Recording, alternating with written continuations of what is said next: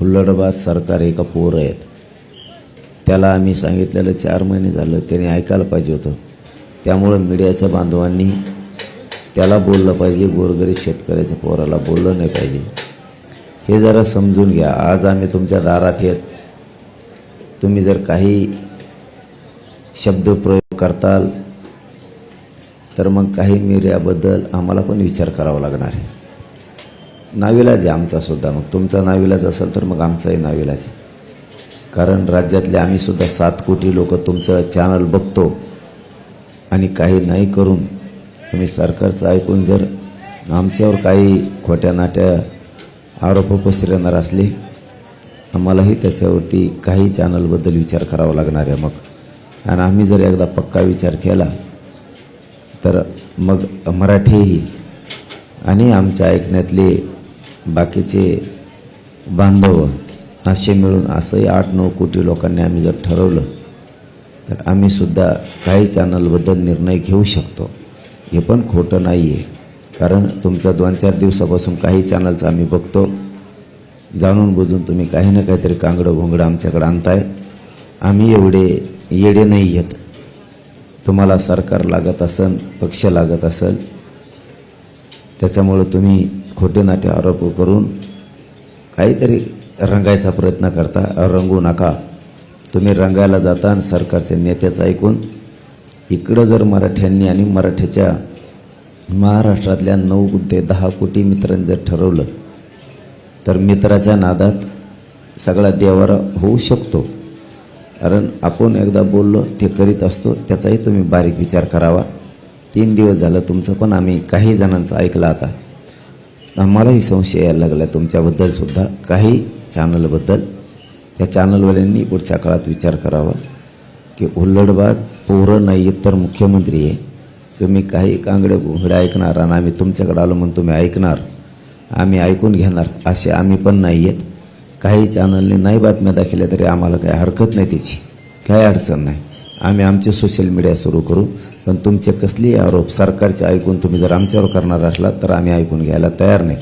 मग आम्हालाही तुम्हाला बॅन लावायचा का काय ते आम्ही आमचं ठरवू काय करायचं ते. मग कारण आम्हालाही तेवढा अधिकार आहे. आम्हाला पण तेवढा अधिकार आहे. एखादे काही चॅनल जर आम्ही सांगितलं याला रिपोर्ट मारा, आजपासून हे बघायचंच नाही, तर महाराष्ट्रातले किमान आमच्या म्हणण्यावरती 9 कोटी लोक बघणार नाहीत, ही आम्हाला पक्की खात्री आहे.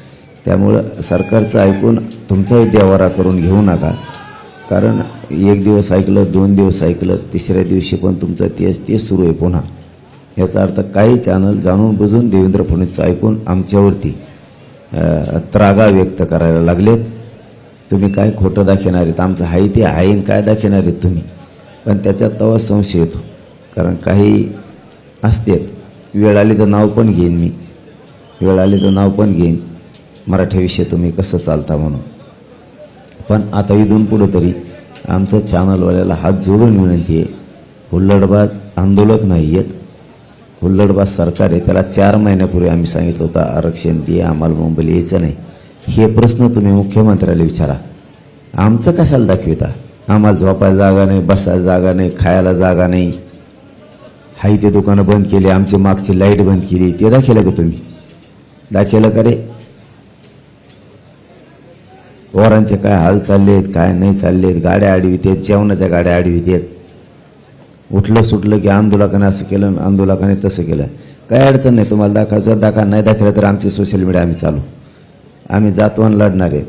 तुम्ही उगाच काहीतरी सरकारचं ऐकून आमच्या मागं लागता हे सुद्धा चांगलं नाही. मग असं असतं का कुठं? तुम्ही आम्हाला दाखवायला लागलात म्हणजे का तुम्ही कसं वागणार असं थोडं आहे? बरं, परवा ऐकलं तुमचं, 13वा ऐकलं, काल पण ऐकलं, ठीक आहे. तुम्ही रोज तेच जर कांगडे घोंगडे आमच्यावर सरकारचं ऐकून करणार, आम्ही तुमच्या चॅनलबद्दल विचार करणार, 100% करणार. बघा करतो का नाही. एकदा जर मी शब्द फेकला ना, सगळे रिपोर्ट मारून टाकते. DTH असो, तुमचं काही असो, काही एक चॅनल बघणार नाही तुमचं. जे सांगितलं नाव घेतलेलं चॅनल बघणारच नाहीत मराठी. म्हणून पोरं हुल्लडबाज नाहीत. पोराची भावना समजून घ्या. पोराचं म्हणणं इथं चिखली रेंदा आहे, सरकारनं सुविधा नाही केली, जबाबदारी सरकारची असती, जेवणच आमचं बंद केलं. बरं, आम्ही जेवायला आणलं तर आमच्या गाड्या अडल्यात, हे पोरांचं म्हणणं आहे. तुम्ही उठलं सुटलं की तुमचंच तुंतून वाज येता, सरकार सांगा तसं लावा अशा बातम्या, हे लगेच तुम्ही तशा लावता. आम्हाला ते पण रिपोर्ट येतं, कोण सांगत आहे, तुम्ही कोण पत्रकार, कोण अँकर, कोणत्या मंत्र्यात जवळचा आहे, ती पण रिपोर्टिंग येते आम्हाला. मी जर नावं सांगितले ना, तुमच्या पायाखालची वाळू सरकन तुमच्यासुद्धा. मी हे खोटं बोलत नाही. 2 वर्षात एकदाही मी मीडियाबद्दल आणखीन बोललो नाही, एकदा पण मीडियाबद्दल बोललो नाही. इतके मीडियावर प्रेम आणि माया करतो मी. पण इथं आल्यावर थोडंसं आम्हाला चतुरपणा दिसला काही जणात, म्हणून हे बोलायला लागलो. मी 2 वर्षात ब्र शब्द काढलेला नाही.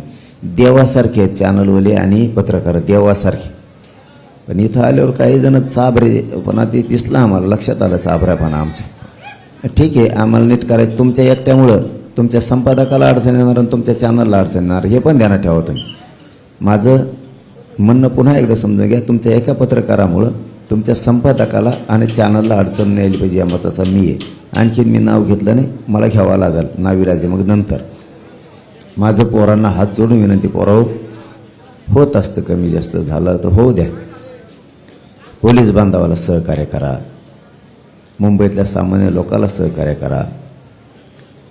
सगळ्यांनी CST असं इकडं तिकडं कुठं असताना ते जागा सोडून द्या. अरे मी तुमच्यासाठी तरफडतोय पोरा हो. मला आज उठता बसता आहे ना, आता मला या अंगावरचे या अंगावर होता आहे ना, तुम्ही जरा समजून घ्या. मला तुम्ही जर उपोषणातसुद्धा बोलायला लावित असताना तर काय अर्थ आहे का त्याला? मला इतक्या कडक उपोषणात तुम्हाला मी निरोप द्यावा, इथं अडू नका, तिथं अडू नका, शांत राहा, ही माया तुम्ही अपेक्षासुद्धा नाही ठेवली पाहिजे माया. पोराव मला दम लागतो बोलताना. आज 4था दिवस आहे, पहिले 2 दिवस म्हणजे एकूण 6 दिवस. मला तुम्ही आता बोलायसुद्धा लावायला नाही पाहिजे. मी तुम्हाला म्हणायला पाहिजे का इकडं उभा राहू नका, तिकडं उभा राहू. तुम्ही मनानेच रस्त्यावर उभा नाही राहिल्या पाहिजे, तुम्ही गाड्याने अडल्या पाहिजे मनानेच. मला बोलायला त्रास होईल, पोटात आग व्हायली माया, मला आणखीन त्रास होऊ नये. माझं तोंड आता चिटकायला लागलं आहे, पाणी माझ्या तोंडाला सारखा पाणी यायला लागलं आहे, मला सारखं सारखं थुकायला लागतं, इतकं पाणी यायला लागलं आहे. शरीरातलं पाणी माझ्या बाहेर निघायला लागलं आहे तोंडातून आता. म्हणून माझ्या सगळ्या मराठा बांधवांना, आंदोलकांना माझी विनंती आहे, तुम्ही कोणीही अडवणी करू नका. CST असन काय असन, ग्राउंडवर येऊन बसा, गाड्या ग्राउंडवर लावा आणि शांत राहा, ही माझी तुम्हाला नम्रपणानं विनंती आहे सगळ्या.